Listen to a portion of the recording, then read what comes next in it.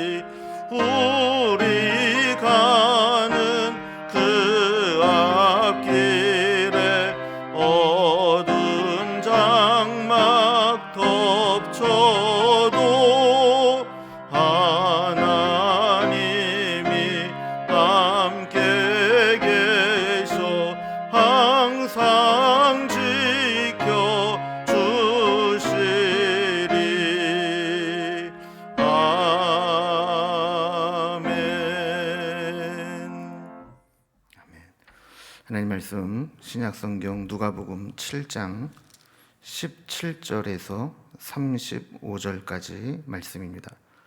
누가복음 7장 18절에서 35절까지 말씀을 제가 봉독해 올립니다.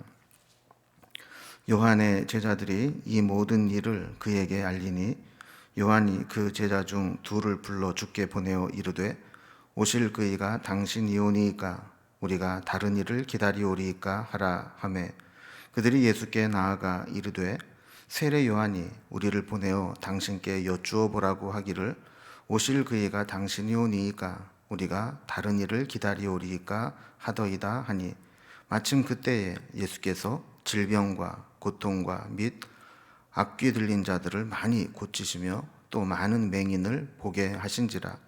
예수께서 대답하여 이르시되 너희가 가서 보고 들은 것을 요한에게 알리되 맹인이 보며 못 걷는 사람이 걸으며 나병 환자가 깨끗함을 받으며 귀먹은 사람이 들으며 죽은 자가 살아나며 가난한 자들에게 복음이 전파된다 하라. 누구든지 나로 말미암아 실족하지 아니하는 자는 복이 있도다 하시니라.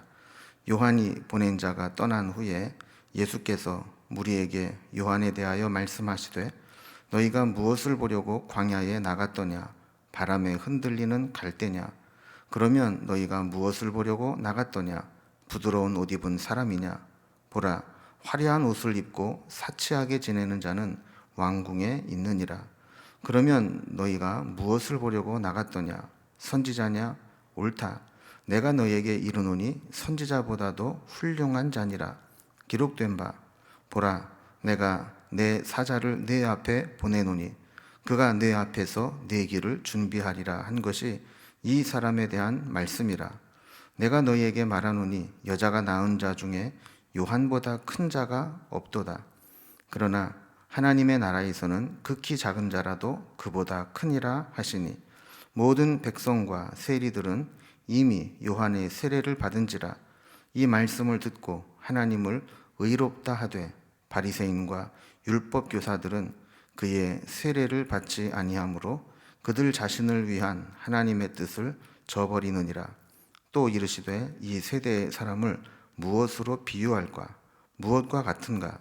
비유하건대 아이들이 장터에 앉아 서로 불러 이르되 우리가 너희를 향하여 피리를 불어도 너희가 춤추지 않고 우리가 곡하여도 너희가 울지 아니하였다 함과 같도다. 세례 요한이 와서 떡도 먹지 아니하며 포도주도 마시지 아니하며 너희 말이 귀신이 들렸다 하더니 인자는 와서 먹고 마시매 너희 말이 보라 먹기를 탐하고 포도주를 즐기는 사람이요 세리와 죄인의 친구로다 하니 지혜는 자기의 모든 자녀로 인하여 옳다함을 얻느니라. 아멘. 오늘 본문은 세례 요한에 대한 이야기를 나누고 있습니다. 누가복음 3장 20절에 보면 세례 요한은 헤롯을 책망하고 거기에 화가 난 헤롯이 세례 요한을 감옥에 가두게 되죠. 이렇게 감옥에 갇히게 된 이후에 세례 요한에 대한 기록은 성경에서 더 이상 나오지 않고 있었습니다. 그러던 중에 오늘 본문에 보면 세례 요한이 다시 등장하는 모습을 보게 됩니다. 그러면 이 세례 요한이 어떤 모습으로 등장하는지 오늘 살펴볼 텐데 먼저 우리 본문의 단락을 좀 살펴봅니다. 먼저 18절에서 23절까지는 예수님에 대해서 의구심을 갖게 된 세례 요한에 대해 살펴보고요. 24절에서 30절까지는 세례 요한이 어떤 사람인지 그 세례 요한에 대해서 설명해 주시는 예수님의 말씀이 나옵니다. 그리고 31절에서 35절까지는 그러한 모습들을 보면서 이 세대가 어떤 모습을 갖고 있는지 비유를 들어서 예수님이 설명해 주시는 내용이 이어서 나오게 됩니다. 자, 먼저 첫 번째로 예수님에 대해서 의구심을 갖게 된 세례 요한에 대해서 좀 살펴봅니다. 지금 이제 상황을 보면 이제 세례 요한은 감옥에 갇혀 있어서 아무것도 할 수 없고 외부로부터 들려오는 소문만 듣고 있습니다. 그런데 예수님에 대한 소문을 들어보니까 가는 곳마다 아주 권세 있는 교훈으로 가르치시고 능력을 행하셔서 병자들을 고치고 기적을 행하십니다. 자, 이러한 모습들을 우리가 이제 지난 시간까지 계속 쭉 살펴봤는데 이러한 내용들을 세례 요한의 제자들이 감옥에 있는 세례 요한에게 아마 면회를 가서 알렸던 것 같습니다. 그 이야기를 들은 세례 요한이 자기 제자들 중에 한 2사람 정도를 불러서 예수님께 보냅니다. 19절 말씀에 보면 오실 그 이가 당신이 오니까 우리가 다른 일을 기다리오리이까. 자, 이런 질문을 예수님께 가서 하고 예수님으로부터 좀 답변을 좀 받아와라 이렇게 보낸 것 같습니다. 자, 이 모습을 보면 세례 요한이 감옥에 오래 있으면서 예수님에 대한 기본적인 신뢰가 흔들리고 있다라는 것을 보게 됩니다. 그러니까 신앙의 근본적인 회의와 의구심이 생긴 것이죠. 세례 요한은 우리가 알다시피 예수님보다 먼저 태어나서 예수님의 앞길을 예비해 놓은 사역을 감당했던 자입니다. 그가 예수님을 위해서 한 일을 생각한다면 아마 그는 감옥에 있으면서 그런 생각을 한 것 같아요. 내가 한 일을 좀 생각하면 예수님이 어떻게 하든지 나를 감옥에서 좀 빼내 주시든지, 아니면 이 세상을 이제 심판하고 새로운 시대를 열어가도록 그렇게 역사하시든지 이 나라를 회복시켜 주실 것이다, 이렇게 생각하고 기대를 했던 것 같습니다. 자, 그런데 예수님에 대해서 들리는 소문들을 가만히 이렇게 들어보면 그냥 뭐 다니면서 말씀이나 가르치고 또 사람들의 병이나 고치고 이런 일들을 하시면서 자기에 대해서는 어떤 관심도 없고 하나님의 나라에 대해서 어떤 메시지도 보내지 않는 것 같은 이 느낌을 받으면서 세례 요한은 자기가 이전에 하나님의 종으로 그리스도로 보냄받은 자가 올 것이다, 그분이 이분이다 라고 증언했던 그분이 맞는가 하는 회의를 갖게 되면서 당신이 그분 맞습니까? 이렇게 확인을 좀 하려고 했던 겁니다. 자, 세례 요한의 제자들을 보신 예수님이 그들에게 이렇게 말씀하십니다. 그들을 이제 만났을 때 21절을 먼저 보면은요, 21절에 마침 그때에 예수께서 질병과 고통과 및 악귀 들린 자를 많이 고치시며 또 많은 맹인을 보게 하신지라 그랬습니다. 자, 그러니까 세례 요한의 제자들이 요한의 명을 받아서 예수님에게 가서 물어보려고 했는데, 그때에 그들이 본 예수님은 그때에도 질병과 고통과 악기 들린 자 그리고 많은 맹인들을 고쳐서 보게 하는 그런 능력을 행하고 계셨다라는 겁니다. 자, 세례 요한의 제자들이 오는 것을 아시고 예수님은 그들에게 22절에서 이렇게 말씀합니다. 너희가 가서 보고 들은 것을 요한에게 알리되 맹인이 보며 못 걷는 사람이 걸으며 나병 환자가 깨끗함을 받으며 귀 먹은 사람이 들으며 죽은 자가 살아나며 가난한 자에게 복음이 전파된다 하라. 자, 이렇게 답변을 주셨어요. 자, 이 말씀은 이사야 61장에 예언된 메시아의 사역에 대한 말씀입니다. 그러니까 하나님의 영이 임하고 주의 종 메시아가 오게 되면 그 메시아는 이렇게 많은 치유와 회복의 역사를 일으키실 것이다 라고 예언된 말씀이 지금 눈앞에서 이루어지고 있는 것을 보면서 예수님은 내가 그 사람 맞다 라고 직접적으로 말씀을 하시진 않지만 세례 요한이 전한 메시아 그리고 구약에 예언된 메시아가 예수님이 맞다라는 것을 이야기하는 것이죠. 자, 이렇게 예수님은 예수님의 계획대로, 예수님의 시간표대로 예수님이 하실 일들을 하나하나 지금 이루어가고 계십니다. 그럼 문제는 우리도 세례 요한과 같이 우리가 하나님을 믿으면서 내가 기대하는 예수님, 내가 원하는 예수님의 틀을 만들어 놓고 내가 신앙생활을 이렇게 하고 내가 하나님을 이렇게 잘 믿으니까 하나님도 나에게 이렇게 대해 주셔야 됩니다 라고 생각을 하게 되고, 내가 생각한 대로 하나님이 나에게 해주지 않는 것처럼 느끼게 되면 실망하고 낙심하기가 쉽다라는 겁니다.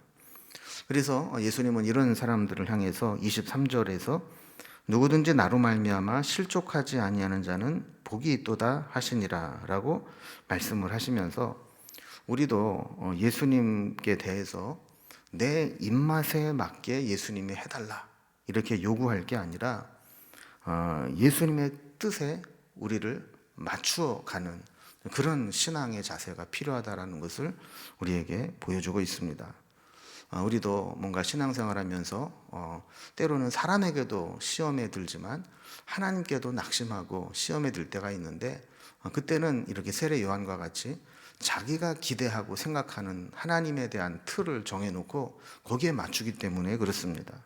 그러니까 진정한 신앙은 내 틀에 하나님을 맞추려고 하는 게 아니라 하나님의 섭리와 하나님의 뜻 가운데 우리의 모습을 이해하고 맞춰가는 것이 진정한 신앙이라는 겁니다. 자, 두 번째 주제를 보면, 자, 이런 세례 요한에 대해서 설명하시는 예수님의 모습이 나오게 됩니다. 그러니까 세례 요한의 제자들의 방문과 또 세례 요한이 전한 이야기를 들은 예수님의 제자들도 좀 충격을 받았던 것 같습니다. 그 세례 요한과 같이 저 위대한 선지자도 신앙에 의구심을 갖고 회의에 빠질 수 있구나. 그리고 그가 바라고 생각하는 것이 하나님의 뜻과 다를 수 있구나라는 것에 혼란스러웠던 것 같습니다. 자, 이것을 아신 예수님은 세례 요한의 제자들이 떠난 후에 제자들에게 세례 요한에 대해서 설명을 해 주십니다. 자, 그러면서 24절 이하에 보면 너희가 무엇을 보려고 광야에 나갔더냐? 이런 질문을 계속 연거푸서 던지시게 되죠. 첫 번째는 너희가 바람에 흔들리는 갈대를 보러 광야에 나갔더냐? 또 두 번째는 그럼 부드러운 옷 입은 사람을 보러 나갔더냐? 그리고 세 번째는 선지자를 보려고 나갔더냐? 이렇게 계속 묻게 되죠. 바람에 흔들리는 갈대를 보려고 일부러 광야까지 가는 사람은 없습니다. 광야에 뭔가가 있기 때문에 그걸 보러 가는 것이죠. 그렇다면 부드러운 옷, 화려하고 사치하는 사람들을 보려고 광야에 나갔느냐? 그것도 안 맞는다는 거예요. 광야는 사람이 살기 어려운 곳이고 이렇게 화려하고 부드러운 사치하는 옷을 입은 사람들은 왕궁이나 도심에나 있는 것이지 거기에 광야에 살고 있지 않습니다. 그렇다면 광야는 어떤 곳인가? 광야는 세례 요한이 머무르면서 그들을 찾아오는 자들에게 회개의 말씀을 전하고 설교를 했던 곳이고 그곳에서 요단강으로 사람들을 데리고 와서 세례를 베풀었던 그 사람들이 광야로 가는 이유는 한 가지밖에 없었습니다. 세례 요한을 보려고 갔던 것이죠. 세상에 물들지 않고 세상의 탐욕주의나 자본주의, 약육강식의 세상 방식들 이런 것에 물들지 않고 직설적이지만 정의롭고 진실한 메시지를 전하는 선지자를 만나기 위해서 사람들은 그 험하고 또 좋지 않은 환경인 광야까지 나갔던 것이죠. 자, 그러니까 세례 요한은 하나님 보낸 선지자 맞고 주의 길을 예비한 주의 종이었다라는 것을 확인시켜 주는 겁니다. 세례 요한이 잠시 흔들렸다고 해서 세례 요한이 전한 메시지나 그가 증언한 예수님의 존재가 잘못된 것이 아니라는 것이죠.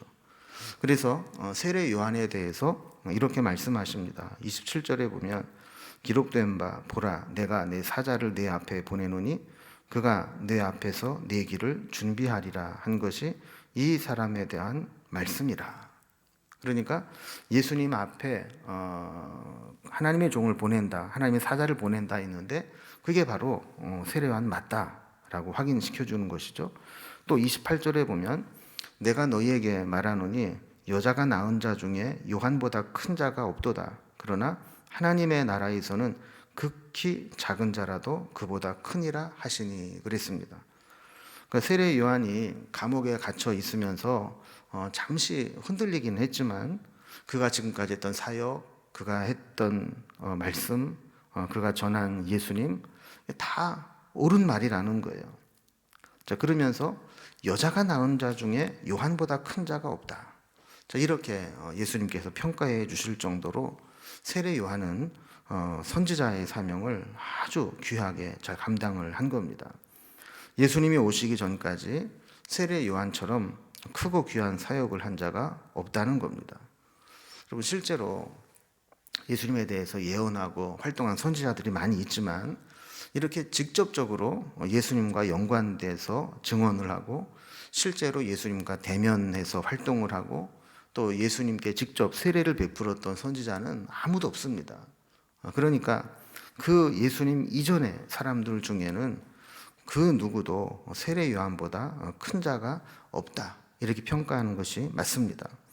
자, 그런데 그 다음에 보면 그러나 하나님의 나라에서는 극히 작은 자라도 그보다 크니라 그랬습니다. 여러분, 이 말씀은 우리가 성경을 읽으면서 이게 무슨 뜻이지 하고 갸우뚱하기 쉬운 말씀인데 이것은 예수님 이후에 모든 것이 달라졌다라는 겁니다. 예수님 이전에는 예수님을 바라보면서 구약의 예언 또 구약에 말씀하신 것이 어떻게 될 것인가를 기다리는 시대였다면 예수님이 오시면서부터 시작된 신약 은혜의 시대, 언약의 성취의 시대에는 이제 그 기다렸던 예수님이 오시고 났기 때문에 그 이후에는 세례 요한보다 더 큰 은혜를 입게 되는 시대가 올 것이다 라는 말씀입니다. 그래서 지금 이 시대는 크게 둘로 나눠지는데 예수님 이전과 예수님 이후로 나눠진다는 거예요.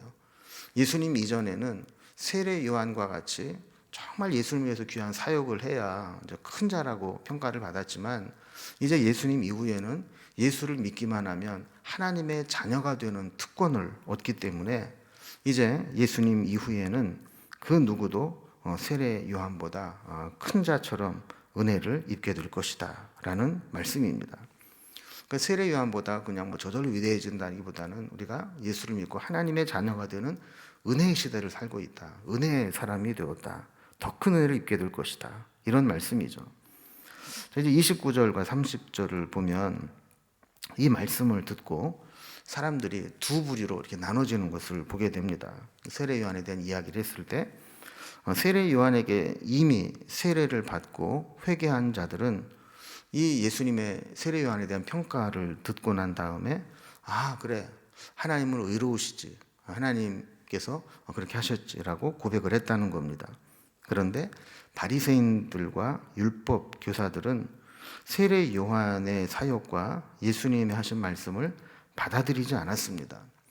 자, 그러니까 지금 눈앞에서 예수님으로부터 설명을 듣고 말씀을 들어도 스스로 마음을 닫아걸고 은혜로부터 멀어지게 되면 아무리 눈앞에서 예수님을 보고 만나고 말씀을 들어도 하나님의 은혜에 들어갈 수 없다는 것을 보게 됩니다. 여러분, 신앙생활 할 때도 마찬가지거든요. 우리가 은혜 가운데 들어가게 되면 모든 게 은혜스럽게 다 해석이 되고 여겨집니다.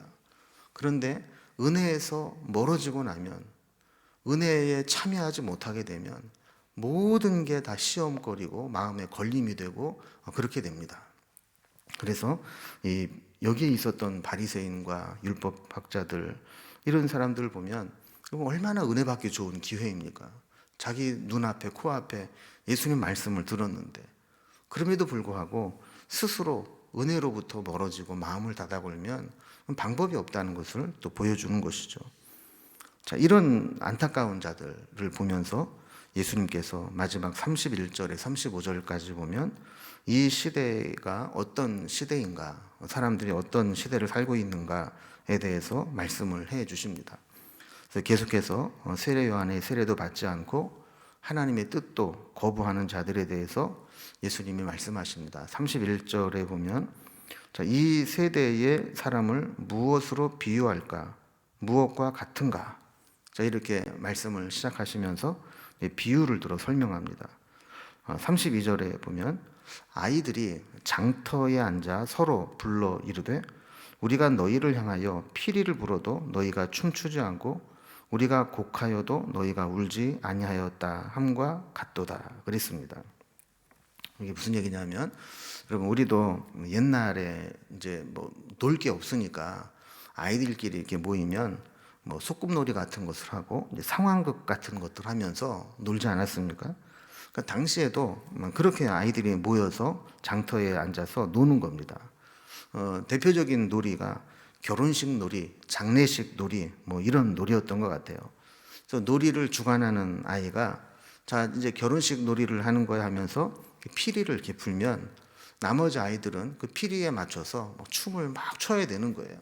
춤을 잘 추면 놀이를 잘하는 것이고, 피리를 부는데도 춤을 제대로 못 추면 이제 놀이를 못 하는 거죠.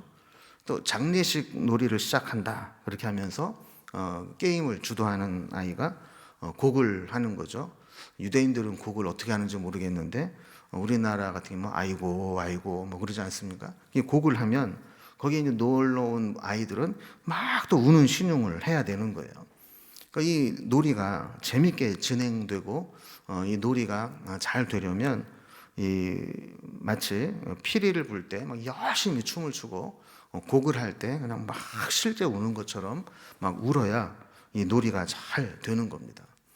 자, 그런데 예수님께서 이 바리새인들 또 서기관들 율법학자들에 대해서 너희는 피리를 불어도 춤추지 않고 또 곡하여도 울지 않는 것과 같다. 이 이야기는 하나님께서 세례 요한을 보내셔서 말씀을 전하시고 또 예수님을 통해서 그 말씀을 해석해주고 전하셔도 전혀 거기에 응답하지 않고 무슨 말씀을 하나 꼬투리나 잡으려고 하고 뭔가 트집이나 잡으려고 하지 그 말씀과 은혜에 부응해서 회개하거나 또 그 말씀과 은혜 속으로 들어오려고 하지 않았다는 겁니다.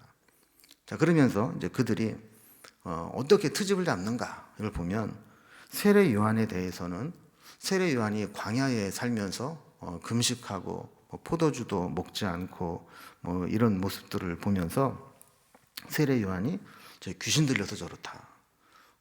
정상이 아니다. 귀신 들렸으니까 저렇게 먹지도 않고 금식하고 메뚜기나 잡아먹고 그러지 정상이 아니다. 이렇게 이제 비난을 했다는 거예요.